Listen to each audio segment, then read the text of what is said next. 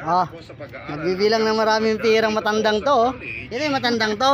Ito, oh, nagbibilang ng kanyang alkansya.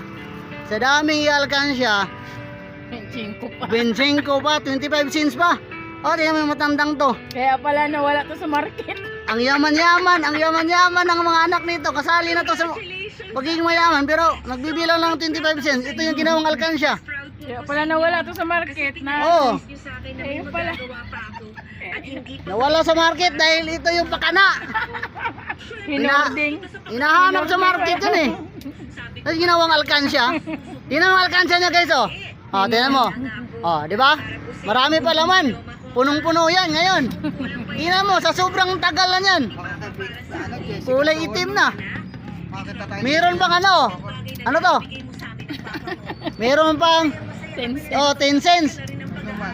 24.10. Meron pang 5 cents oh. Dalawang 5 cents. Uy, wag kang ano, baka ikayaman namin to. Baka ma-discover kami. Ma-discover kayo? Kukuhan kayo. Gagawin ko lahat para matupad Oh, pati yung tamtax oh. Kasali pa. sa inyo. Gusto ko mas maging proud pa kayo sa akin, ma. Gusto ko may pagmalaki niyo ako sa lahat. Ayun oh, nabuo na. Wala pang Alam mo guys ha. proud na kami sa'yo at pinag-uwi. Titingnan natin kung magkano bilang nila sa isang balot. Na proud din po ako kasi Magkano to? naging nanay ko. Oy, 10 daw ko no to, 10. Sabihin ko pang pag-uwit ko. Bilangin ito, Medyo 1, may konting hirap 2, pa. basta 10 daw bawat isa nito. Oo naman. Eh ito. Kaya tiwala ko Hindi sa'yo. ba, 5 piso. Ah, 5 piso to, 5 piso guys. Matagal na itong nakalagay eh. Ka lang din sa nasa taas. Sinimulan to nung nakaraan kaso nga lang hindi natapos. Sa'yo. Opo. Naiintindihan ko na po yung mga sinasabi. Ibang iba talaga, ito yung matanda talagang mayaman sa Malabon. Kaso nga lang, ginawang alkansya, 25 cents. Naman po ako humihingi ng tawad. Siguro, mamumblema yung ibibili ito sa supermarket.